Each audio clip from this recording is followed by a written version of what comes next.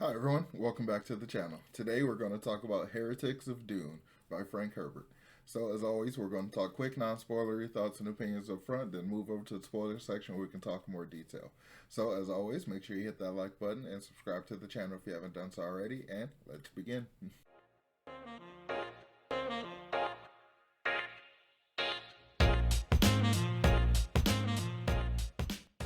So, Heretics of Dune. This whole book is so dramatically different than the rest of the series that I've read up to this point.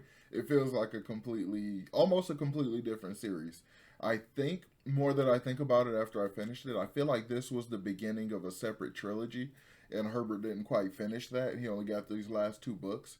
Well, it makes six, but no, not a trilogy. Like, there was the first three books, and then there was the book in the middle, and then there was supposed to be like another three books.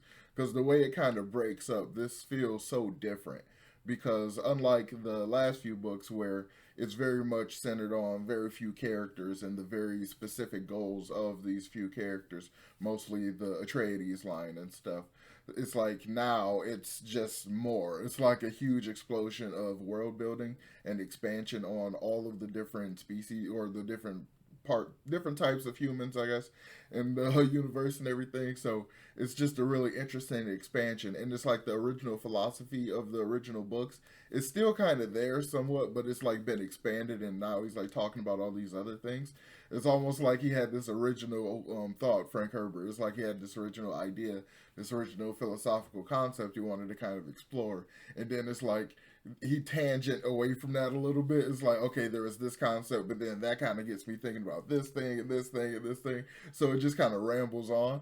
So a lot of it to me feels a lot like rambling. Like a lot of the ways the stuff is just talked about, a lot of these concepts are just kind of plotted along. To me, it feels a lot like rambling. I was spending a lot of time like, okay, what's the point? What are we trying to do? What's going on? What are we like? I couldn't wait to get to what felt like a point, and it kind of did, but it kind of didn't.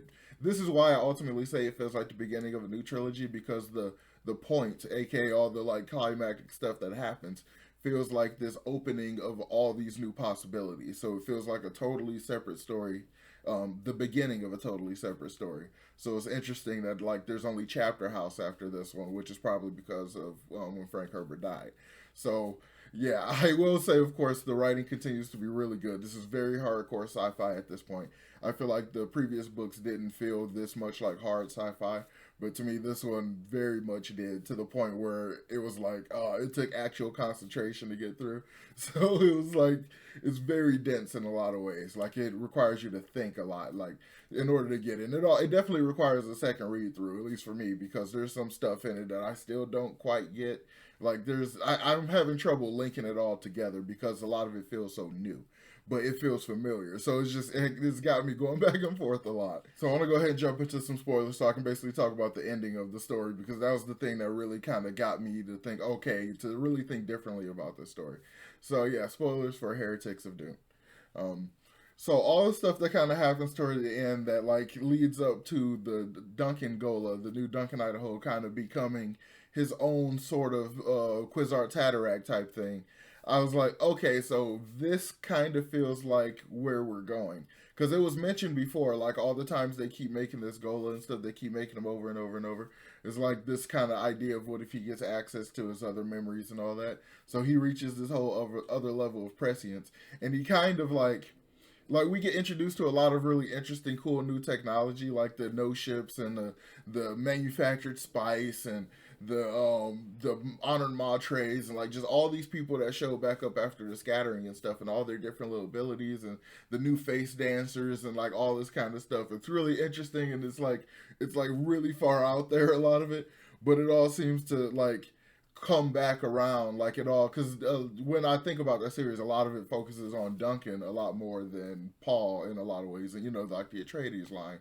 So it's like it took 1,500 years for the plan that Leto the Second was trying to like make happen with the girl that was immune to future sight and stuff. Like, so now that seems to be bearing fruit, because we have this new girl who can control the worms, and it's like the Benny Gesserit wanted to like mate her with the new Duncan Gola, but then they had this whole thing about imprinting, which is basically love, like not just breeding people, but like also use love in a lot of ways. So that was one of the philosophical points that I think he kind of tangent over to and just kind of started to think about, because there's a lot of talk of like the use of love, like regardless of how it works, and basically with the acknowledgement of it being like a real thing and everything, and like the strength of that emotion, but being able to like apply it and use it and stuff.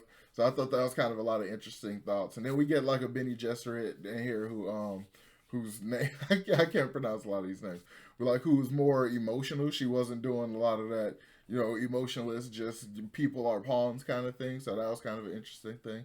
But the lead up to basically the Duncan becoming the, I guess I'm gonna call him a Duncan Quasar Tatarak, because he ends up being able, he unlocks all of his other memories and stuff, basically unlocks all of the access to his other Gola versions. So I guess technically that's past lives. I guess that's very much the same thing as what Paul and Leto the second and all of them were doing.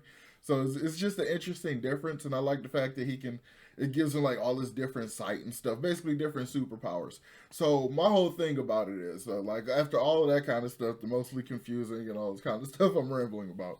So after all of that, I wonder if this is the thing that the Golden Path was for. Like this is the ultimate goal of the Golden Path, like to have these different abilities pop up as a way to basically turn humans into aliens in order to make us different enough to like go back into the scattering, which like further helps the lack of war and all that kind of stuff happening later.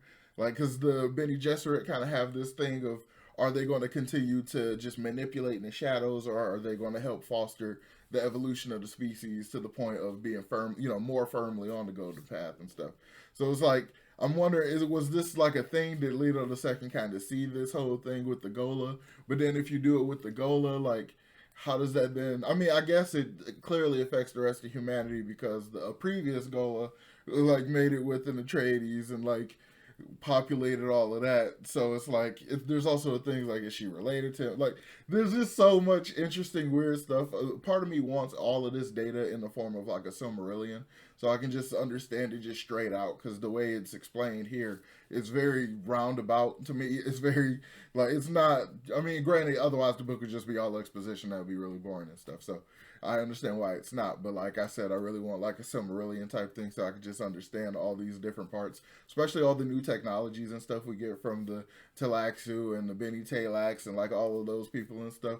Just all the different stuff that they do. I'm like, I wonder if a lot of the other spin-off books are talking about that a lot. But it seems to be living in the past a lot, most of those, especially ones I've already covered. So I don't know, but it just makes me interested about all the expansion and stuff. But like a lot of the philosophy and the main story that was originally here, I feel like a lot of that's been lost, and it kind of got me like, eh. So I'm not enjoying it nearly as much as I enjoyed the previous books, but I am really enjoying the expansion of the world, because y'all know I love me some world building. So that goes without saying. So yeah, let me know what you thought about Heretics and Dune down in the comments below if you've read it, and just try to explain it to me a little bit. You can feed it to me like I'm an idiot. I don't mind. So yeah, let me know about that in the comments down below.